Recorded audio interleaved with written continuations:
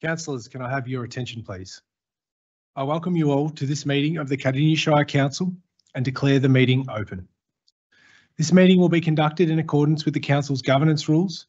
It's important that members of the public present in the gallery respect the setting and do not disrupt the meeting, particularly during debate and discussion by councillors on items in the agenda, and in particular, please do not interject during debate.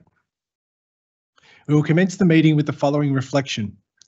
I would ask those gathered to join us now for a few moments of silence as we reflect on our roles in this chamber. Please use this opportunity for reflection, prayer or thought to focus on our shared intention to work respectfully together for the well-being of our whole community.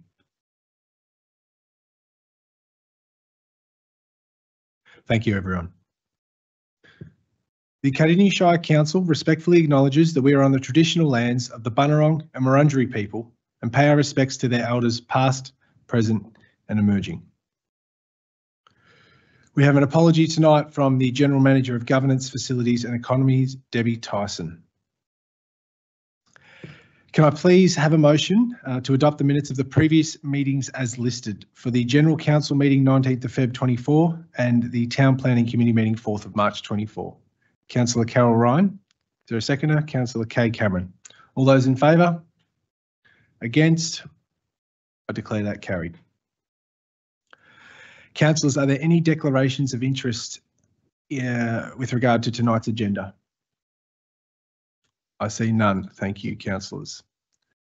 Before we begin the ordinary council reports, we're going to move up community questions as part of tonight's agenda. So we have received 3 community questions for tonight's meeting.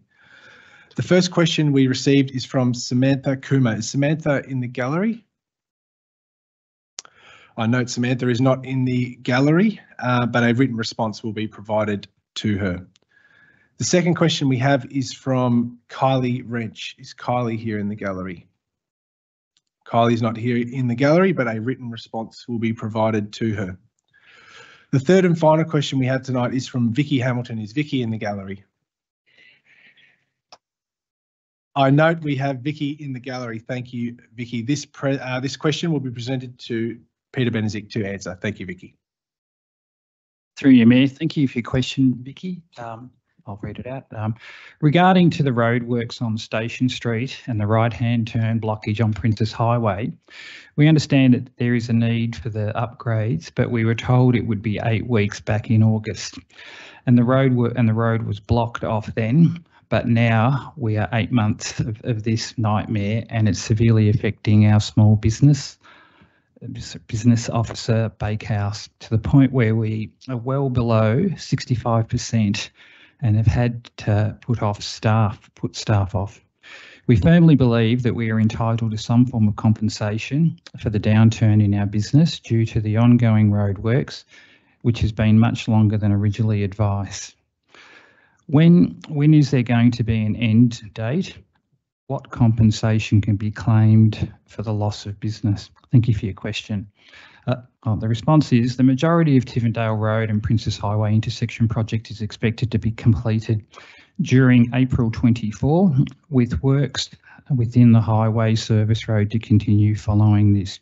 During this time, as has been the case previously, all access to local businesses will remain open. Regular updates are available on Council's Building Better Cardinia webpage, and the project updates are regularly provided to local residents and businesses. Works were completed in late March to enable Station Street to be reopened to southbound traffic. Approvals from state government authorities are being sought to enable the right-hand turn lane from Princess Highway into Station Street to be reopened. While these works are being complete, we are encouraging businesses to advise their regular patrons about access and parking options, including using Siding Avenue to make U-turns to travel back towards Beaconsfield. Access will continue to be maintained to businesses and properties surrounding the intersection. However, please note traffic management, including reduced speed limits, lane closures, traffic diversions and temporary shared path detours will remain in place to ensure the works are safely completed. Council works to minimise the impact of works on properties and businesses and does not typically provide compensation where access to business has been made available. Thank you. Thank you, Peter, and thank you, Vicky, for your question. Councillors, will move into the ordinary council reports. The items on today's agenda are as follows. Item 6.1.1, response to notice of motion to review places of assembly, places of worship. The officer's recommendation is that Council endorse the recommendation of introducing a new section on Council's website to provide future applicants with guidance on applying for planning permits for places of worship within Cardinia Shire. Can I have a mover, please? Councillor Radford. Thank you. I would like to move the officer's recommendation, please. Thank you. Can I have a seconder? Councillor Stephanie Davies. Councillor Radford to speak, please. Thank you, Mayor. Firstly, I just wanted to make this clear that this notice of motion is not brought about to debate any previous applications that we've had. So my intent was to get a clear and precise guideline or policy or information to those wanting to establish a place of worship in Cardinia Shire, as we've had to knock back many applications. In the past 24 months, Council has received 9 planning permit applications and 4 pre-application requests to use land for the purposes of place of assembly. The locations applied for consist of 2 located in the Green Wedge zone and 6 located in industrial zone and 1 in low density residential zone. So some of those we've had to knock back, I'll just say for lame terms, that because they don't fit in with the planning of those zones. So what I'd like to see, I want to encourage places of worship. They're good, they're great for our community. People want them, we need them in our community, but let's make that process easier for people to go about planning for it and establishing their place of worship, because they are so important. And I know overall we want to welcome these places of worship into our Shire. So rather than the disappointment and confusion that comes about with an application coming in and then being told no, that's what I'm trying to alleviate with this, and this is the intent of this notice of motion and now this report that we're being presented with today. So the key policies that influence the outcome for a planning permit for a place of assembly and places of worship are Cardinia Western Port Green Wedge Management Plan, May 2017, and Melbourne Industrial and Commercial Land Use Plan, Department of Environment, Land, Water and Planning 2020. So non-urban areas of metropolitan Melbourne that lie outside the urban growth boundary are known as green wedges, and Cardinia Shire is home to 3 green wedge areas consisting of 70% the Western Port Green Wedge, 75% of the Southern Ranges Green Wedge, and 5% of the Yarra Valley and Yarra and Dandenong Ranges Green Wedge. So as I said, in the past 24 months, there have been 2 planning applications for the Western Port Green Wedge, and that's sort of becoming increasing due to the price of land there. It's a bit more palatable for an organisation, which are generally not-for-profit places of worship, to purchase land there and then put in an application for their organisation. The other area that we have here in Cardinia Shire is the industrial area. So places of worship is a Section 2 discretionary use in the Industrial 1 zone. But we do have, and in the past 24 months, Council has received 6 applications in various industrial locations in Pakenham. So we do have some significant industrial zones which need to be protected for that reason, for specific industrial reasons. And so again, this is where we need to make it clear that this type of planning application cannot go ahead in this zone. So as part of coming to this report, as a result of my notice of motion, our council officers did reach out to a number of other councils, which I was really pleased to see. It's good to collaborate and learn and talk to other councils. So some of those neighbouring councils were the City of Kingston, Casey City Council, Greater Dandenong, Yarra Ranges and Mornington Peninsula Council to gather insights from their experiences. A number of them are the same. They've got a lot of green wedge areas, but like us, we're all waiting on an acknowledgement, eagerly awaiting updated guidance from the state government on our green wedge zones. So when this report was done, we were still at the time waiting for that. As of today, we have received a response from the state government regarding the green wedge management plan. So we have just been advised that following extensive consultation in 2019-20 with community, councils and industry, the Department of Transport and Planning has released a new plan that outlines 20 actions to protect Victoria's green wedges and agricultural land. The actions are grouped under 6 themes: protecting Melbourne's food bowl, planning for future farming, securing the right to farm, establishing stronger protections, adopting smarter land use, and setting tighter controls. And council will now review this and then be able to go further with this report and policy, and this will provide more guidance on places of assembly, places of worship within Cardinia Shire. Sorry, just missed up my pages there. So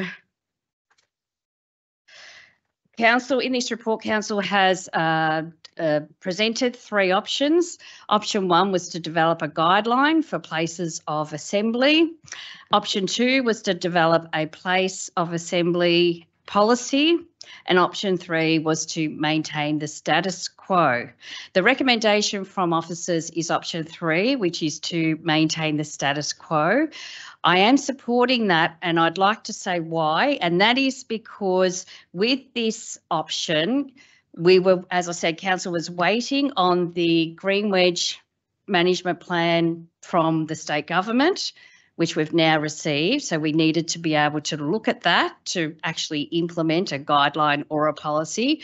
And option 3 also includes introducing an information tab on our website that provides guidance similar to table 1 of this report, noting where you can apply for places of assembly and worship. And I think that'll be really, really helpful for that initial contact from anybody wanting to put in an application, is to go straight to the website and you'll be able to get that initial information and then seek further information from our council officers.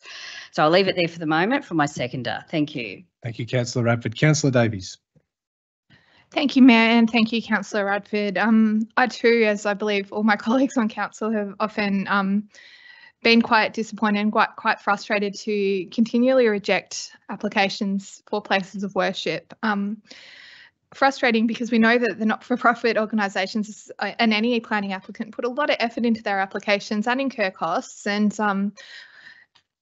however, we do need to maintain the integrity of our planning scheme and ensure that our decisions and the way that council looks after land use is in alignment and coherent between both the local policy and the relevant policies by the state. And that's the challenge with planning. It is an extremely complicated framework. So I'm really glad that the council officers have presented an option where educating the general public about where a place of worship or a place of assembly is not necessarily approved, but is worth an application, and the reasons behind that. So I do hope that this will hopefully guide and improve the way that council interacts with potential applicants in the future. And I also want to clarify that I just wanted to take the time to also thank the numerous faith groups across our Shire that provide so much community support in terms of food relief, in terms of emergency response and goodwill. And they, as a councillor, I'm humbled by the general goodwill by these groups and other volunteers. So councillors, I also am in support of endorsing and accepting the report as noted, and I certainly would encourage you to consider the same. Thank you, Mayor, and thank you, Councillor Radford, and thank you, Mayor. Thanks, Councillor Davies. Are there any other councillors who would like to speak to this item? Councillor Brett Owen. Thank you, Mayor. Thank you, previous councillors, for speaking to this item. So just as Councillor Radford did raise, in 2020, DELWP, Department of Environment, Land, Water and Planning, prepared Planning for Melbourne's Green Wedges in Agricultural Land consultation paper in May 2020. And just as stated by Councillor Radford, in the last couple of days, we've got an update from the state government 4 years later regarding the green wedges. So I look forward to reading that document.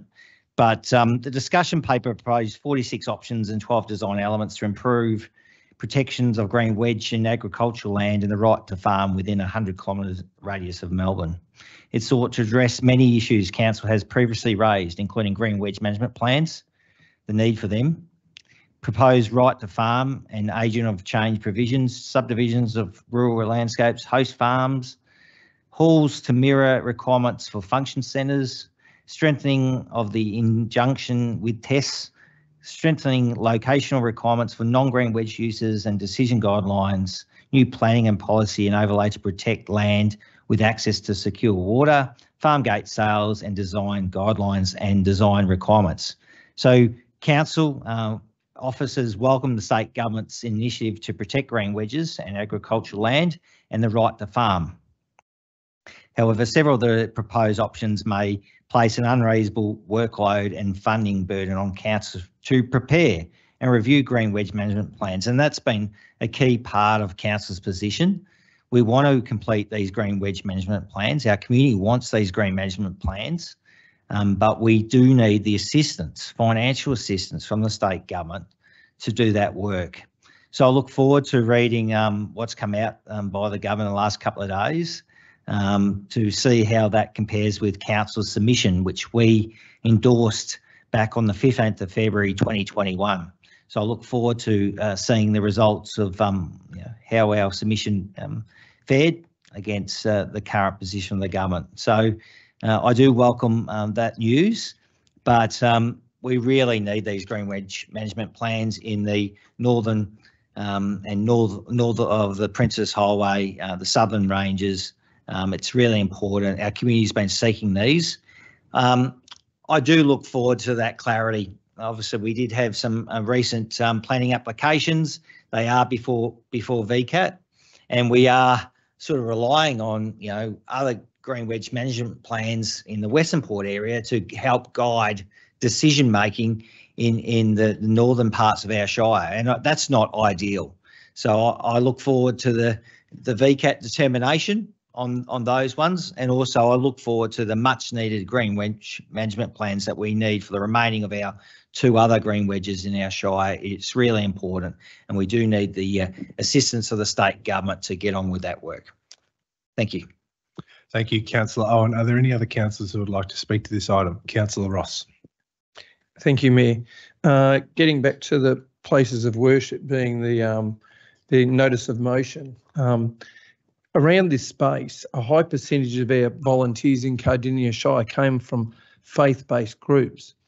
And ideally, you'd love to live in the area and worship in the same area and meet together in the same area that you volunteer and your group meets.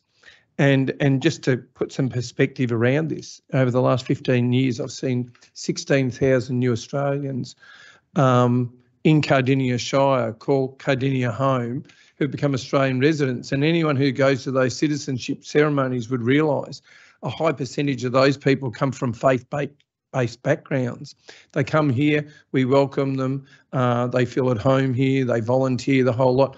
Then the next step is they'd love to meet here, and this notice of motion was to get some more clarity around a clearer process, that they have an understanding on what they can apply for and what they can get, because in the past the planning laws have changed over time and different councils have voted through different things at different times, and it becomes very confusing because in the Green Wedge we do have places of worship. We have some traditional ones that have been there 100 years, 50 years. We have some that have been there 5 years or 10 years. Yet under the present planning laws, under Green Wedge, it is extremely difficult to get an application through. And then we have industrial zones where there are many places of worship at the moment, and they drive through these areas and they see them everywhere and they say, I don't understand. Why can't I have one?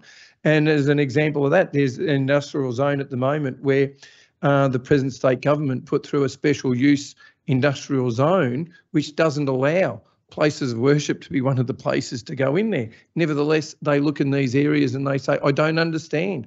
Why can there be some? But that was from the past. So what we're looking to do is to try and help these groups to make it much clearer about what they can do and what they can't do, because it is a very confusing space at the moment. And we're trying to help them through this space, because we would love them to have places of worship here if they can get their applications so that it's a little bit easier to approve them without going outside the guidelines of what's there. It would be really, really good, because it is so frustrating for them. They just don't understand, and we're trying to make it clearer. Anyway, I look forward to hearing how we can put something together to make it more clear. Thank you, Mayor. Thank you, Councillor Ross. Are there any other councillors who would like to speak to this item? I see none, so I'll go back to the mover, Councillor Radford, to sum up, please. Thank you, Mayor, and thank you, councillors, for speaking to this item. I would like to also thank our council officers for getting this report done. I requested it before Christmas to be done in 3 months, so I appreciate that Christmas is a tough time to get some of this work done. And I thank them for their time in doing this and taking this very seriously. As I said, we are a welcoming Shire. We do want to welcome our faith-based communities into the Shire. And as Councillor Davies said, I also would like to thank the work that they do and in supporting our community, because as a council, we can't do that all on our own. We need the support of those of our faith-based communities, and I thank you for that support. And so with this is what I'm trying to give back in supporting those faith-based and places of worship. I want to be able to support you to be able to be in this Shire doing the great work that you're doing. But we do need to protect the integrity of our green wedge. We do need to protect our industrial zone, especially the significant industrial zones. And I understand how confusing that is. We might go across the road and that significant industrial zone is there, but then it's not across that side of the road. So it can be very, very confusing for an applicant. But I'm very keen to see this link on our website. I'm hoping that that will help to identify that this is a zone that you cannot submit that type of planning application for.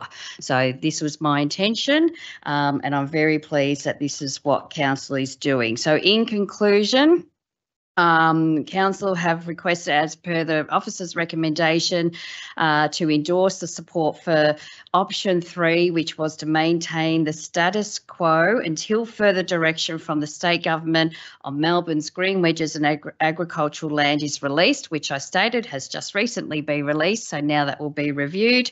And in the interim, provide guidance on council's planning website on where places of worship can be considered under the Cardinia planning scheme, and links to other key state and local policy documents, which were also very important to their application. So I seek your support on that. Thank you. Thank you, Councillor Radford. We'll now put item 6.1.1 to a vote. All those in favour? Against? I declare that carried. Thank you.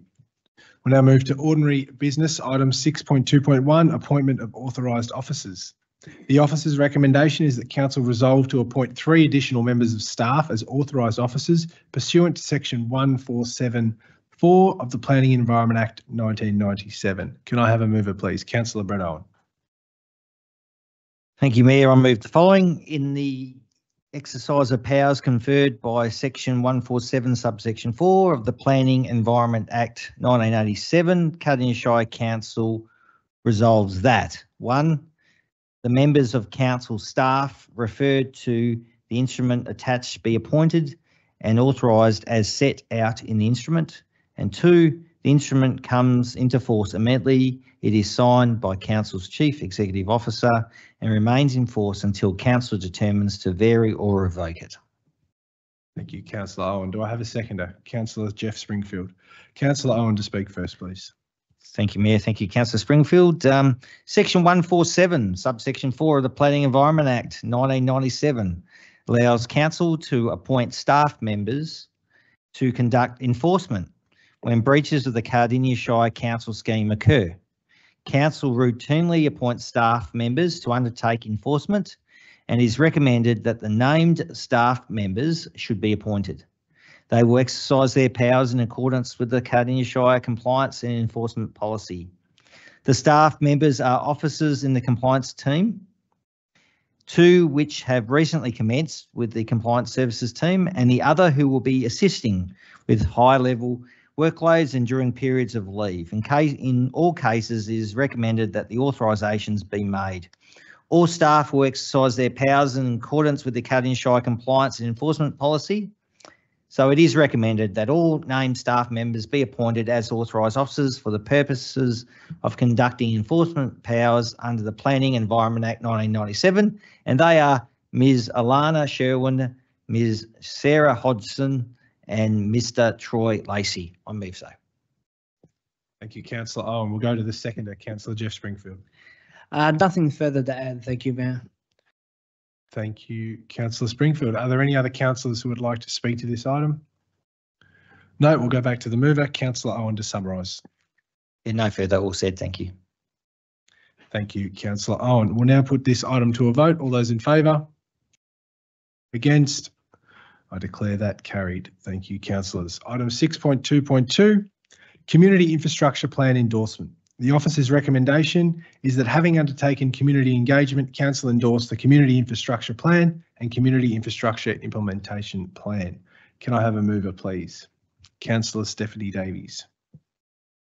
Thank you, Mayor. I wish to move the officer recommendations. Thank you, Councillor Davies. Do I have a seconder? Councillor Tammy Radford. Councillor Davies to speak first, please. Thank you, Mayor, and thank you, Councillor Radford. The Community Infrastructure Plan provides clear guidance for our community's local infrastructure needs and aspirations over the next 10 years. This plan establishes the strategic direction for community infrastructure planning in Cardinia, and it includes a data-driven, evidence-based community infrastructure audit. This will help inform decision-making and prioritisation in community infrastructure moving forwards. We are committed at Cardinia Shire Council to ensuring our existing and future communities have access to council facilities that are sustainable, accessible and inclusive. And the recommendations within this plan focus on specific strategic and operational items, which will then inform future decision-making on capital expenditure priorities. There are a series of strategic actions focused on strengthening council's processes and priorities around community infrastructure planning, and this is the first phase of the plan. In the second phase, the plan will identify and address Shire-wide actions along with specific region-based recommendations that are determined as the highest level of priority. Any guidance or any data that can inform better decision-making is highly appreciated. It certainly makes my life a lot easier as a councillor to know that I'm making decisions based on comprehensive information for the good of the community. And being our first community infrastructure plan and a first try at an iteration of benchmarking and also cross-referencing how are other shires doing it, many of whom call it social infrastructure instead of community infrastructure. I am confident that this is a really good start to make more informed and more responsible decisions to provide the best level of responsible governance that we can in this area. So, councillors, I seek your endorsement and thank you. Thank you, Mayor.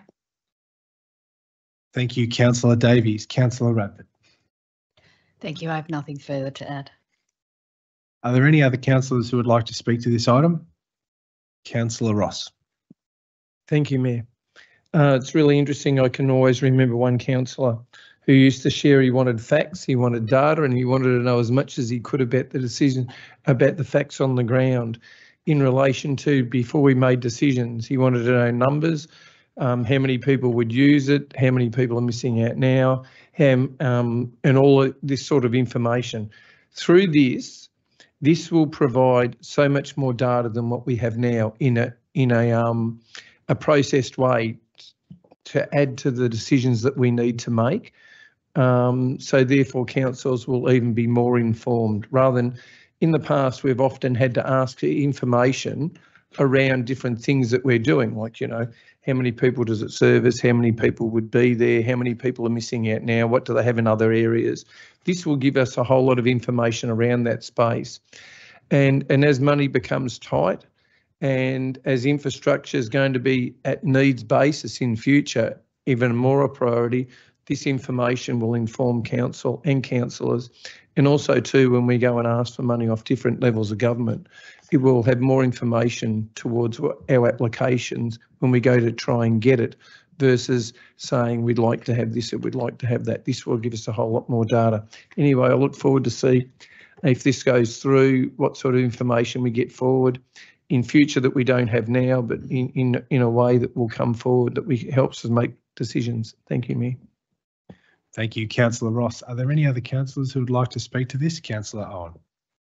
Thank you, Mayor. I just wanted to point out, obviously, the scope of this document and what's in, what's out. And I think it's really important to really clarify that. So what was in this infrastructure that we're talking about was consulting rooms, in kindergarten rooms, hireable community meeting spaces of varying sizes, computer or IT training rooms, libraries, kitchen facilities, public toilets.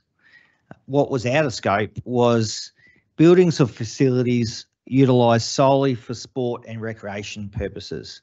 They were out. Sport and recreation reserves, parks, bushlands and open spaces, roads, footpaths and bike lanes, state or federal operated or managed infrastructure, primary or secondary school facilities and privately owned assets or other infrastructure. So I think it's important to really clarify what infrastructure is in this plan. This document is divided into 4 areas: hills, growth, east and southern rural. And it's a really good snapshot of the conditions of these varying facilities. It is just one document that council will use and help shaping future budgets and advocacy for upgrades. Obviously, this is the start of this document. I think it will be enhanced in the future. But I think it's a really good, strong base to help councillors form their decision making when it comes to budgets and priorities. Thank you. Thank you, Councillor Owen. Are there any other councillors who would like to speak to this item? I see none. I'll go back to the mover, Councillor Davies, to sum up. Thank you, Mayor, and thank you, councillors, for your words. I'd like to briefly emphasise the diverse and informative feedback that was received by council during the engagement, and several key themes were identified throughout that analysis period, and it is essential that we are a council that listens. So I'll read them out. So firstly, an emphasis on the council responding to the challenges and opportunities that arise by working with the community collaboratively. An emphasis on ensuring the facilities are more accessible and affordable for the community to use. The community also shared that additional consideration should be given to transport and the distance required to travel to access community infrastructure. Consideration of the specific community infrastructure needs of older adults, of people with disabilities and of First Nations communities. The community shared concerns throughout council around meeting the future kindergarten reform requirements. How can this be addressed to meet the community demand? So we are a growing shire. Four families a week, I believe, is the current stats. And the final insight was that the current utilisation of the existing infrastructure, can it be used more effectively? I am confident that these insights are captured into this plan, and whilst the plan is the first one we've ever had, and essentially it is an iterative document, that we are demonstrating that we are listening. And I think that is it's essential that whilst local government is the closest level of government to the people, we also need to listen to do that. So I'm really proud of the work done by the council staff, and I do want to acknowledge the blood, sweat and tears that would have gone into this. So councillors, I am seeking your support in endorsing this document. Thank you. Thank you, Councillor Davies. We'll now put item 6.2.2 to a vote. All those in favour? Against? I declare that carried. Item 6.2.3, finalisation of special charge scheme station in Anzac Heroes Gembrook catchment for Sealing the Hills. The officer's recommendation is that council, having declared a special charge on Monday the 18th of October 2021 for the purposes of partially recovering the expenses incurred by council in relation to the survey, design and construction of the named roads, 1, adopt a final scheme cost which is 18% less than the previously estimated scheme, and 2, note that a fixed charge of $7,000 per benefit unit was declared on all included properties. Can I have a mover, please? Councillor Springfield. I would like to move the officer's recommendation. Thank you, Mayor. Thank you, Councillor Springfield. Is there a seconder for this item? Councillor Owen. Councillor Springfield to speak, please. Thank you, Mayor. So as you outlined, this is for the finalisation of the special charge scheme for station inns, Anzac and Heroes catchment in Gembrook. This is part of our process where we've built the roads now, we've constructed it, we know the final costs, and we have to come and sort of tie the bow at the end of the package and deliver the final special charge scheme so we can make aware to the residents that are part of these scheme to that of what's moving forward, and unfortunately we'll start the process where people will have to contribute their funds. But from every resident that I've spoken to up in this catchment and all the other catchments across the hills, they're quite happy with the value that's received for the $7,000 contribution towards this road package, which $2.5 million almost for the entire package, and it's really great. I took a drive along these roads just the other day, last week, when I was up in Gembrook, and it is actually, it's such a vast improvement. So really welcomed by the community, and as I said, this is just part of the process, the finalisation of the special charge scheme. Thank you, Mayor. Thank you, Councillor Springfield. Councillor Owen. Thanks, Mayor. Thanks, Councillor Springfield. Great result for the people of Gembrook affected residents. Just moving on to the consultation and communication. So extensive consultation was undertaken with the affected property owners, including a formal questionnaire that revealed majority of property owners supported the scheme prior to council determining to proceed with the scheme. As Councillor Springfield did say, there is obviously a resident contribution. Council, I think, has got a very fair policy in relation to that payment. Property owners will be offered the option of paying their contribution in full or quarterly instalments over 7 years. Instalment payments will include principal and interest, with interest calculated at the declaration of the scheme based on council's borrowing rate at the time plus 1%. So this is great that we've got to this stage. Unfortunately, we're not seeing additional schemes because of obviously the funding withdrawal, but this is a great result for those residents in Gembrook. Thank you. Thank you, Councillor Owen. Are there any other councillors who would like to speak to this item? There being none, I'll go back to Councillor Springfield to sum up. Thank you, Mayor. Look, just in summary, just want to throw my support behind, the roads that we have done and this scheme as it's in general. Look, I really hope that we will receive external funding once again to reignite this scheme. We've done a lot of planning work for a number of other roads and catchments up in the area, and I'd really like to see this. I would like to see this as a rolling program over the next 20 years to really address the fundamental issues that many of our rurally interface type areas, from Upper Beak to Upper Pakenham to Gembrook, and down in the south as well, just to see us, the more that we can get these roads sealed, the better. So really support the special charge scheme sort of layout, this project, because it combines co-contribution. Everyone wins in the end. So it's great to see these roads are up and running. Thank you, Mayor. Thank you, Councillor Springfield. We'll put item 6.2.3 to a vote. All those in favour? Against? I declare that carried. Item 6.2.4, Community Safety Framework. The officer's recommendation is that council endorses the Community Safety Framework. Can I have a mover, please? Councillor Stephanie Davies. Thank you, Mayor. I move that council endorses the officer recommendations. Thank you, Councillor Davies. Do I have a seconder? Councillor Springfield. Councillor Davies to speak, please.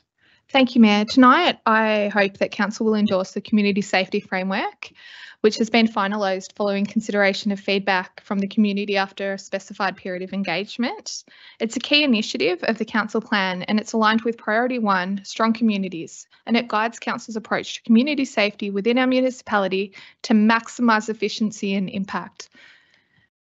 The goal in this is to provide a detailed system and process for Council to collectively address community safety concerns, and it's aligned to the safety elements highlighted in the Shire's livability plan and the Community Safety Action Agenda.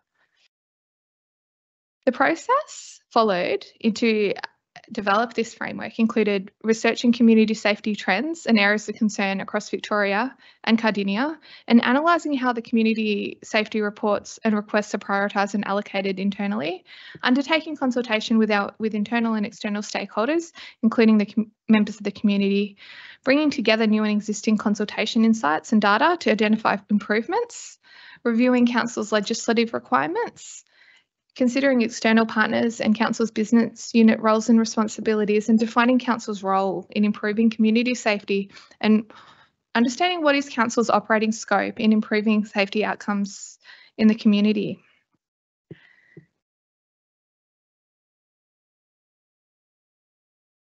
So the framework steps outside the usual status quo and considers safety issues including the gender equality, cultural safety, universal access and design, intersectionality and crime prevention through environmental design. And it also documents and details Council's role, so whether it's in planning and regulating, in advocating and leading, communicating and educating and partnering.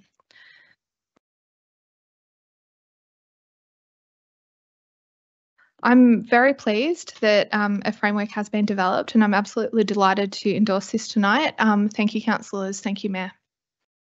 Thank you, Councillor Davies, for your comments. We'll go to your seconder, Councillor Jeff Springfield.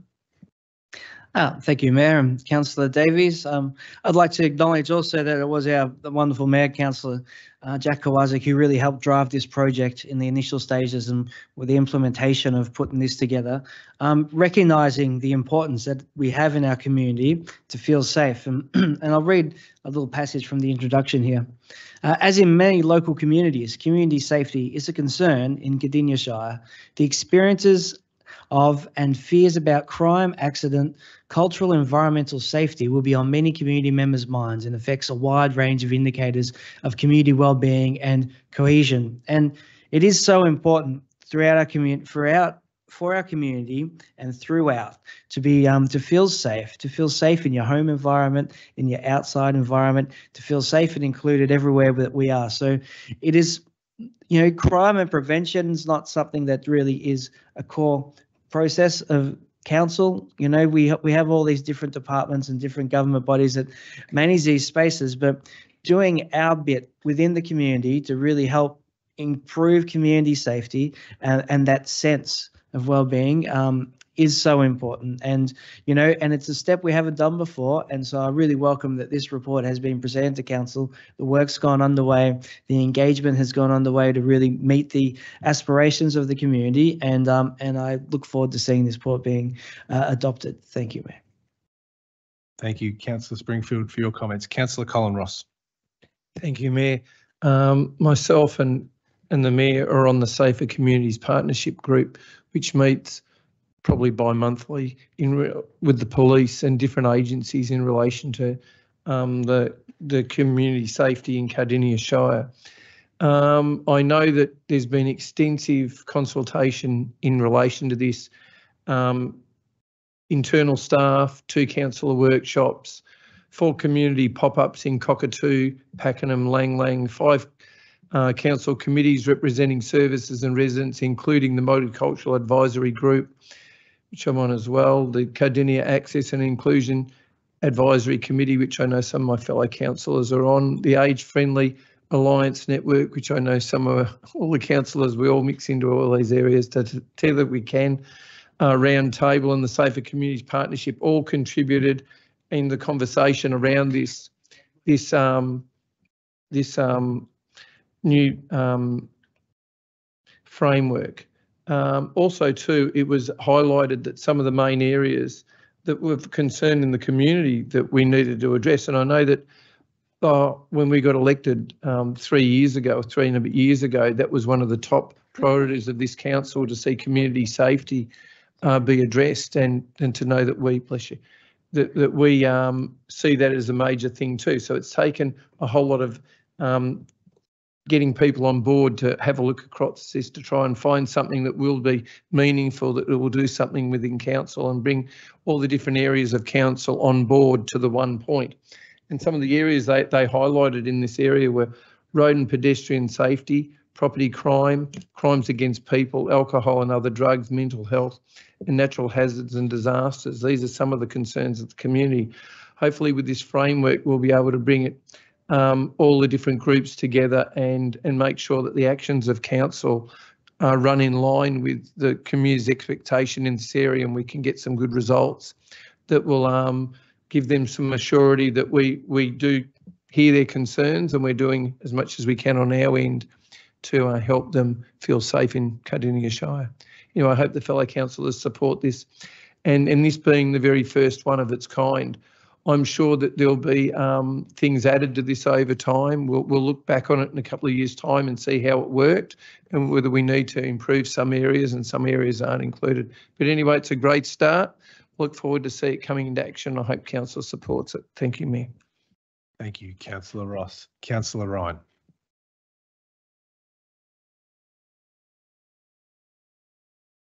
Through you, Mayor. Thank you, councillors.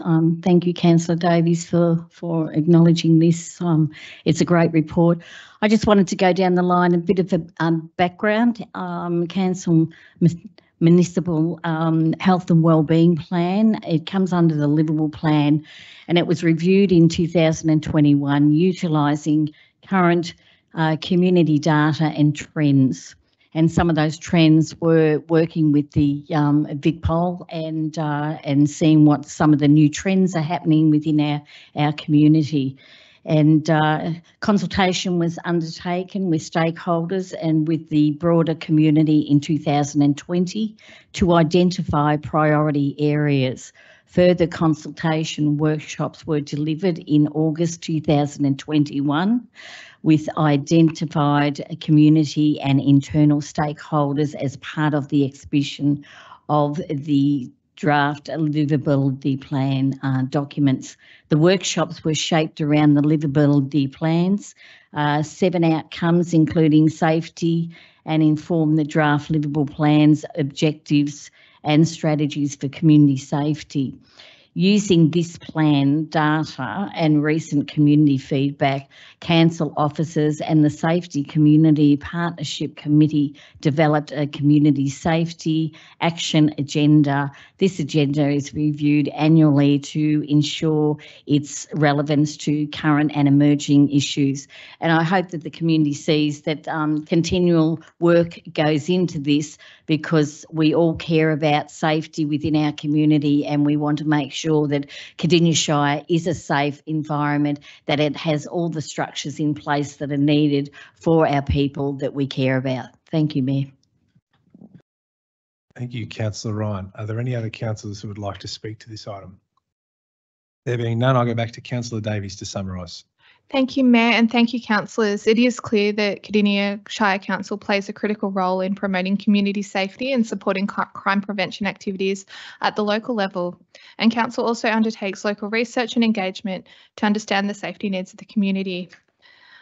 For this reason, I am delighted that this framework sets out our approach and will provide guidance and structure to ensure that we get the work done efficiently, accurately and as timely as possible. And I do look forward to a safer Cardinia and ideally the safest and best amenity achievable. So I'd also like to acknowledge the efforts of the staff in preparing this document, which has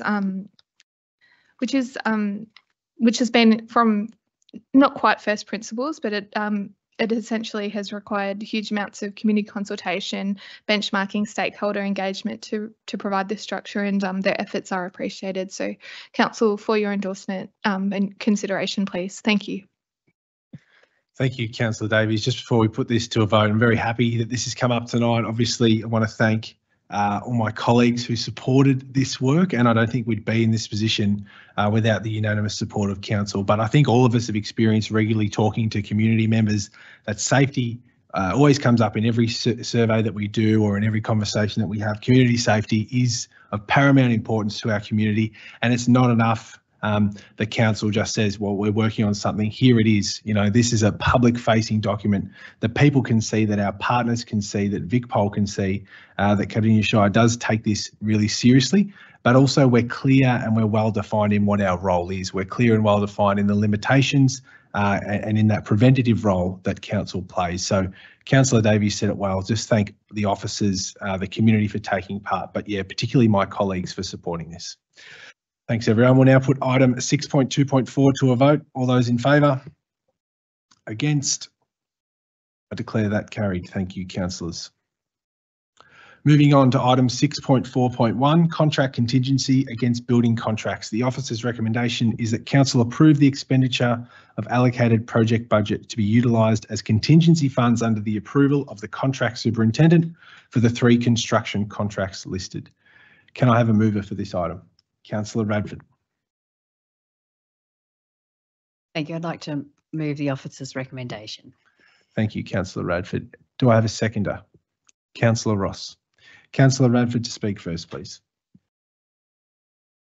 Thank you. So yes, this is just seeking to approval for the expenditure of the contingency funds against the 3 projects, which were the construction of the Brunt Road Early Learning Centre, Garfield Netball Pavilion and Garfield North Cannibal Creek Reserve Community Centre. The release of the contingency funds serves to promptly address latent conditions and unforeseen circumstances that may disrupt on-site progress. This is already budgeted. The contingency funds are already in our budget. It's just that we need to do this formally to release them. Yeah, I do believe that it's responsible to have a budgeted contingency plan. If we were all of a sudden to come into an issue and then we need, you know, a few $100,000, we may not have it in our budget. So we have to have a contingency plan. I think it's very responsible of council to be doing one. Thank you. Thank you, Councillor Radford. Councillor Ross. Nothing further. Thank you, Mayor. Thank you, Councillor Ross. Are there any other councillors who would like to speak to this item? I see none. I'll go back to our mover, Councillor Radford, to summarise, please. Thank you. So I'm just moving the officer's recommendation. Thank you, Councillor Radford. Item 6.4.1 will now go up for a vote. All those in favour? Against? I declare that carried. Moving on to item 6.4.2, facility management and maintenance contracts interim agreements. The officer's recommendation is that council approves the month-to-month extension of the cleaning and internal waste contract and acknowledges that the facility management and maintenance contract expires with no further extension on 30th of June 2024. Can I have a mover, please? Councillor Davies. Thank you, Mayor. I move the officer recommendation. Thank you, Councillor Davies. Is there a seconder for this item? Councillor Springfield. Councillor Davies, please. Thank you, Mayor, and thank you, Councillor Springfield. It might not be glamorous, but cleaning is a key part of the job, and facilities management and maintenance and cleaning and waste is the service that council delivers. So, because these are old contracts that are being wound up and new contracts are underway, the council officers have asked us to extend so that they have more time to work before they engage they formally implement the next contract.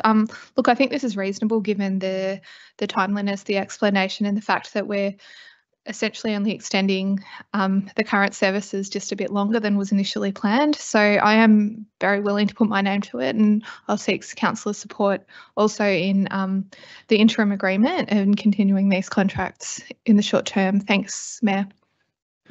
Thank you, Councillor Stephanie Davies. Councillor Springfield. I have nothing further to add. Thank you.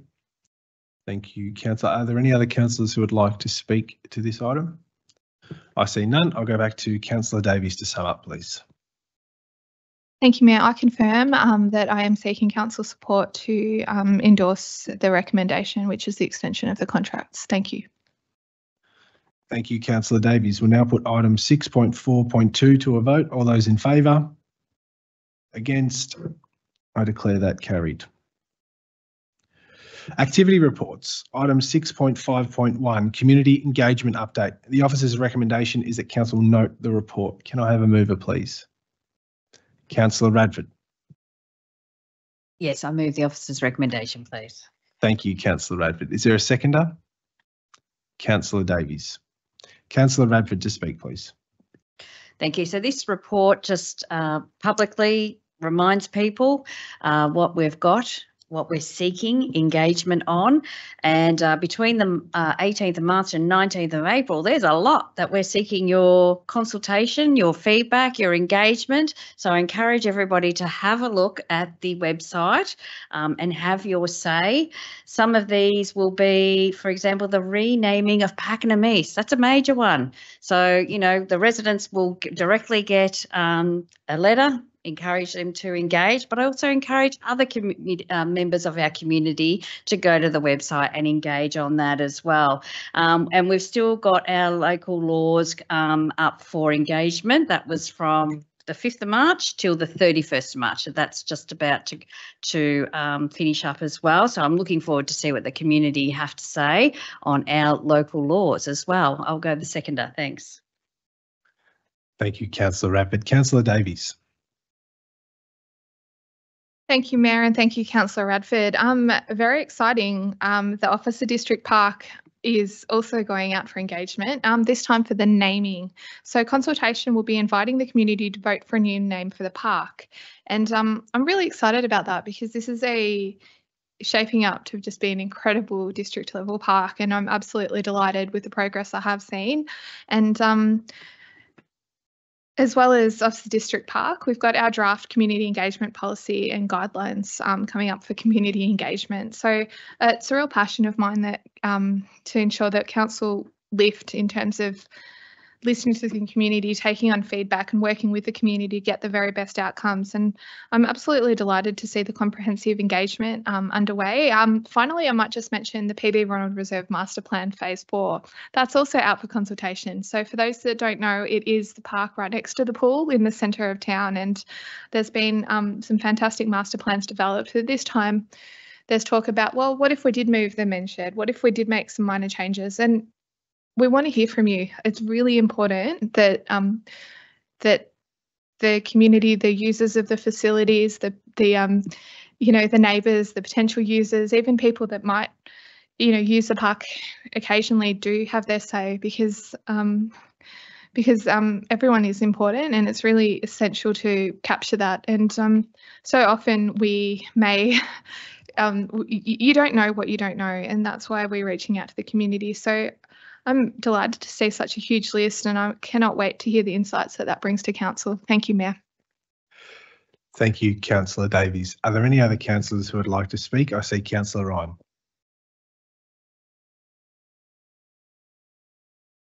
Through you, Mayor, thank you. Yes, I just want to elaborate a little bit further on the PB Ronald Reserve Master Plan.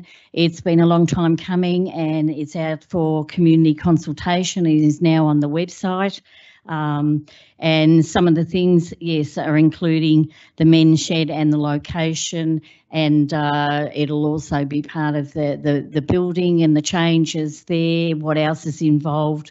Relocation of us, or reduction in the multi-use youth courts that beside the skate park. So you will get an opportunity in the community to have your say and point out what you think is viable and how it works for you in the community.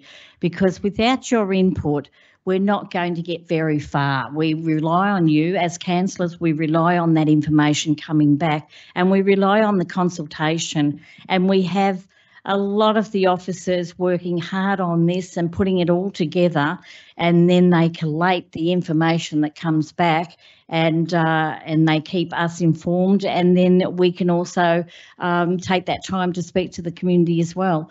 And part of the PB Ronald Reserve is that, you know, it is an area that is probably not utilised as much as it could be, and that's where the community consultation comes in.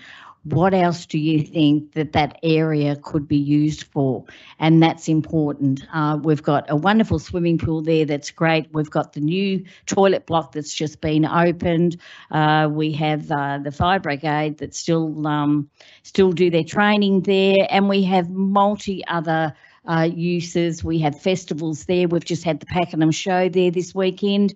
So please get together, everyone in Pakenham, and think about PB Ronald Reserve and what you'd like to see there, because now is your opportunity. Thank you, Mayor. Thank you, Councillor Ryan. Are there any other councillors who would like to speak to this agenda item? I see none. I'll go back to Councillor Radford to sum up. Thank you, councillors, and I love your passion and excitement with guarding this community engagement, because it is exciting. We do want to hear from you, so we encourage you to respond. And council will reach out and try and engage with you in many ways. This may be by direct mail, a letter to the letterbox, pop-ups, our Creating Cardinia website. You can go on that anytime and see what's open for engagement. Facebook, Instagram, the local papers. So if you see that, or if you're not seeing it, go and have a find of it, and please respond. So I'll just quickly list off what we're looking for, because as I said, there was a bit this month. Proposed Community Local Law 2024, the Lang Lang Public Art Project, the PB Ronald Reserve Master Plan, Phase 4, Draft Community Engagement Policy 2024 to 28 and Engagement Guidelines, Gambling Policy Review, Phase 3, Plaques and Memorial Policy, Naming of Officer District Park, and Renaming of Pakenham East. So all really great stuff that we really want to hear from you on. So jump on the website and give us your thoughts. Thank you. Thank you, Councillor Tammy Radford. We'll now put item 6.5.1 to a vote. All those in favour? Against? I declare that carried. Thank you. Item 6.5.2, Major Projects Report. The officer's recommendation is that Council note the report. Can I have a mover, please? Councillor Davies. Thank you, Mayor. I move that Council notes the report. Thank you. Thank you. Do I have a seconder for this item? Councillor Moore. Councillor Davies to speak, please. Thank you, Mayor. It's always an exciting read, and I'm delighted to receive this report, and I seek councillors' support in receiving the report also. Thank you. Thank you, Councillor Davies. Councillor Moore. Thank you, Mayor, and thank you, Councillor Davies, for withdrawing this item.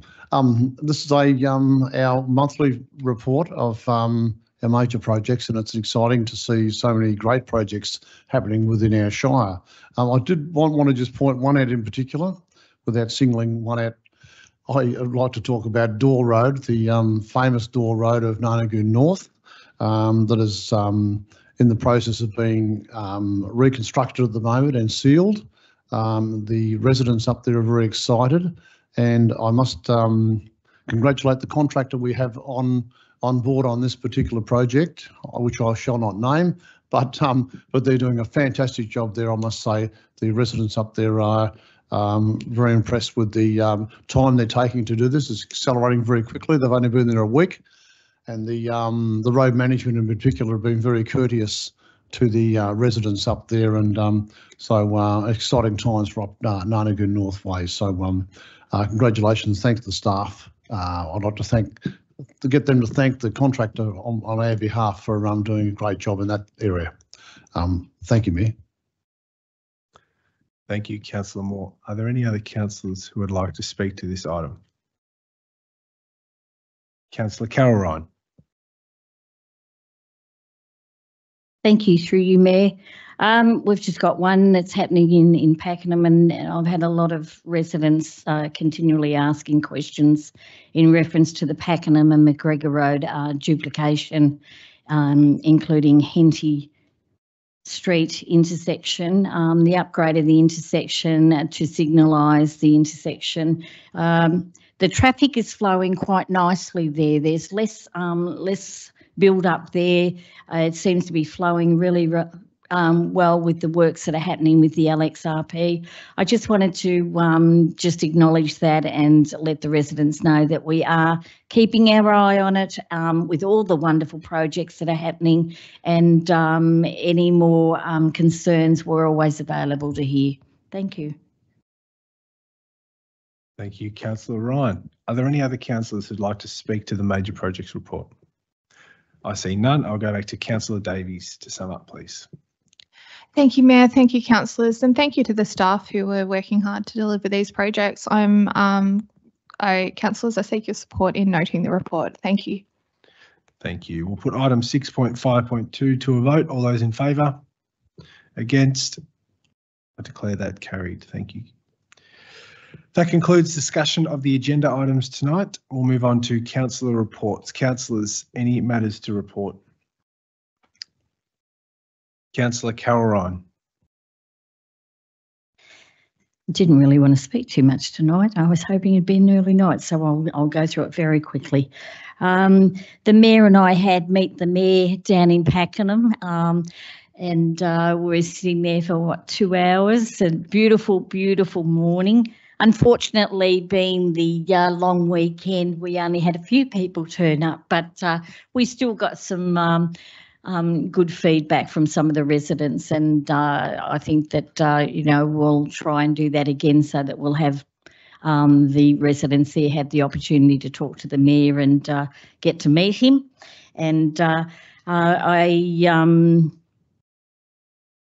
headed a AGM meeting for the ARIA Calisthenics in the Lily Pond House, and just looking at some of the upgrades that are happening there, and we've had meetings with the team, and it's all on schedule and all actions happening, and so there will be some changes there to the roof line that were concerning. So, but the team are happy that they've got that information, and they're on board with the team, the officers here that have informed them of what is happening down there. So, Women's Cafe, I popped my head in the other day, and all I got was, "Where in the hell have you been?" And it's like, oh, well, I'm sorry, I haven't been here every week, but they love seeing as in every area, with morning teas, afternoon teas with people. So that was really great. But celebrating International Women's Day events. This was a really special one that I was invited to, and it was in reference to women with cervical cancer or have gone through cervical cancer, and how strong they've become in going into their remission and raising money. We raised $150,000 to go to Peter which was really great. So we had morning teas and open discussions and people just donating money.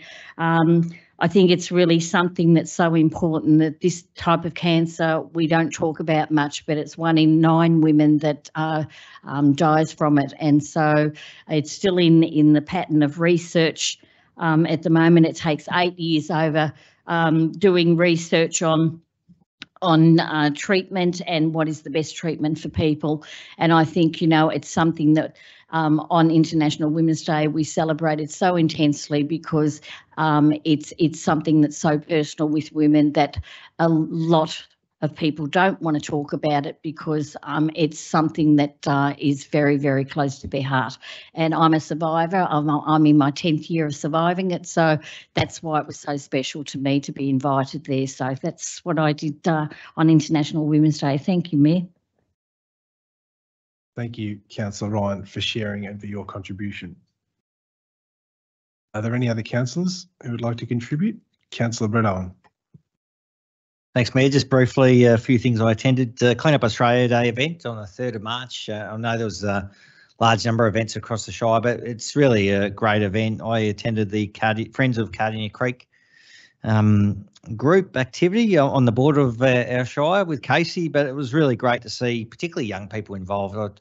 I went along with my son, Will. He loves the environment, so it was great to support that. On the 29th of Feb, I joined you and other community members at the launch of the Yadra bus, which provides really support for those people in need. I represented the foundation, the Cardinia Foundation. The foundation has contributed, funds towards the bus and other programs. So it was great to acknowledge the Cardinia Foundation. I attended the Upper Beaconsfield Association AGM on the 13th of March. That was the AGM. It was really great to hear, obviously, a new committee elected. Great that they're still a thriving committee. They're looking at renewal, ways to look at their mission and their actions, and it's really great to see. You've got community groups thinking about their identity and what their purpose is. So I look forward to working with them. Attended the Gembrook meeting with the CEO, with the Mayor and with Councillor Springfield. It was really good to be there in that forum to hear about their concerns in Gembrook, and I know the Green Wedge Management Plan was raised and roads was raised quite a lot in that meeting, so it was great. The local heritage group that Councillor Ryan and I are involved in, I just want to do a bit of a plug for the Casey Cardinia Heritage Festival on Sunday the 21st of April coming up. So please join local history groups and enthusiasts celebrating the joint history of Casey Cardinia past. There'll be displays, book sales, live music, which is going to be at the Berwick Senior Citizens, just I think in High Street, Berwick on that day. Thank you. Thank you, Councillor Owen, for your contribution. Councillor Radford. Thank you. I just wanted to highlight Coffee with a Cop. That's back up and running this year. They had our first one on the 1st of March down here at the end of Siding Avenue at the food truck site. And it's really great to have, as part of our Safer Communities partnership, to have VicPol, our Victorian Police, and Cardinia Shire Council getting together and collaborating to organise these events. It was well attended. It gives residents a chance to face-to-face have a discussion with their local police, and also get a free coffee if you're a coffee drinker. I'm not, but yes. So that was on the 1st of March. The next one is coming up at Hicks Reserve in Timbertop, Estate Officer, on Wednesday the 10th of April. So I look forward to attending that one also. I just wanted to give a quick shout out also to Ron Harmer. He's on our Access and Inclusion Committee. His wife Joy passed away. Joy was also a member and attended the committee meetings, and she was Joy by name and Joy by nature. She was such a pleasure to always be around. Oh, I feel a bit emotional. It was a lovely funeral. Councillor Owen, myself and some councillor officers attended the funeral, and I just wanted to give a big shout out to Joy. She had recently too been a member, a 20-year monarch for the Lions Club, and that's a great achievement, and that just shows her dedication and passion to supporting our local community. So she'll be a big loss, and I just want to give much love to Ron and his family at this sad time. Thank you. Thank you, Councillor Radford. Councillor Moore. Thank you, Mayor. I attended the Clean Up Australia event, actually at Conley Banks. I went to Conley Banks with staff. We went on the river, on the creek. Though. This is no river there, is there? And we cleaned up along there with staff and some of the local community down there. We picked up a lot of bags of things, which was fantastic. It was a great day out, actually. Then we did meet the Mayor. Meet the Mayor at Garfield. There was a lot of that going around lately. Meet the Mayor. At Garfield, we started at Garfield at Brewster's Cafe, which was fantastic. Had 3 or 4 people with the questions and answers, and you handle them very, very well, Mr. Mayor, I must say. I didn't have to do much at all, which is really good. And we went from there up to Bunyip, and then we did a few more there, and then we went to Tynong. So we did get around the circle of those railways towns, and I want to thank you for coming to Bunyip Ward Mr. Mayor. It was you were well received, and it was great to have you in my backyard. It is my backyard. So thank you for being there. Well done. We went to the Tonnebuck Horse Trials, which was a great event. What a great event that is. We all should attend that. You and I attended with Councillor Cameron was there with us as well, which is great. Watching the cross country there in particular. It was a great event. Always well attended. From all over Australia, they come there to this Tonnebuck Horse Trials and stay there for the week and the weekend. And so it's and they have the show jumping in the undercover.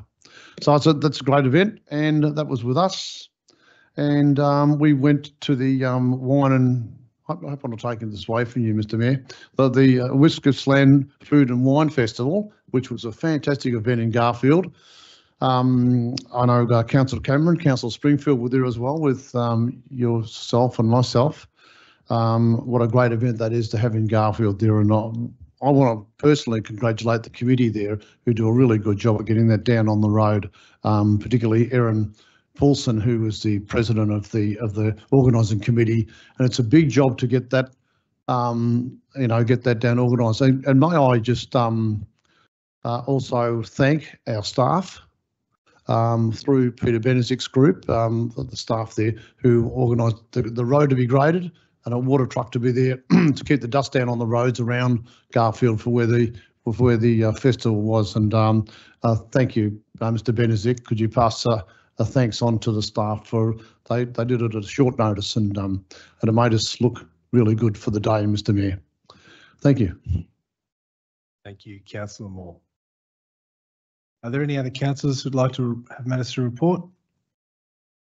I see none, so I'll bring that to a close. Thank you, councillors. Presentations of petitions. Councillors, are there any petitions to be tabled tonight? No. We've done our community questions. We have no urgent business. Are there any councillor questions? No. Okay, we'll move to the final item tonight, which is the mayoral minute. I just want to make reference briefly that this week is Harmony Week. It's a celebration that recognises our diversity and brings together Australians from all backgrounds. It's an important way of fostering understanding, respect and a sense of belonging for everyone. We see people taking up residence here in Cardinia from many different backgrounds, and we spoke about that tonight. We want each to know that they are welcome here.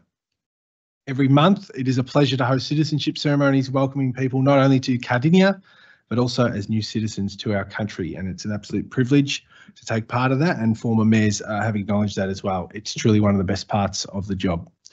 We also acknowledge that this Thursday, the 21st of March, is the United Nations International Day for the Elimination of Racial Discrimination. It's quite a mouthful, but recognising this day is a meaningful way to acknowledge how racism impacts our diverse communities and strengthens our commitment to building a community that does not accept racism in any form. This council has made commitments to supporting and building an inclusive community for all through the Cardinia Shire Cultural Diversity Action Plan, the Gender Equality Leadership Commitment Statement, and the Cardinia Shire Council Inclusivity Statement. These are commitments that every councillor and every person working for council takes seriously as your representatives and serving every resident in the Cardinia Shire community. I would just like to remind everyone that there'll be no town planning meeting on Monday, the 1st of April due to the Easter public holiday, and we want to wish everyone a happy Easter. That concludes tonight's meeting. Thank you for your attendance. I now declare the meeting closed. Thank you.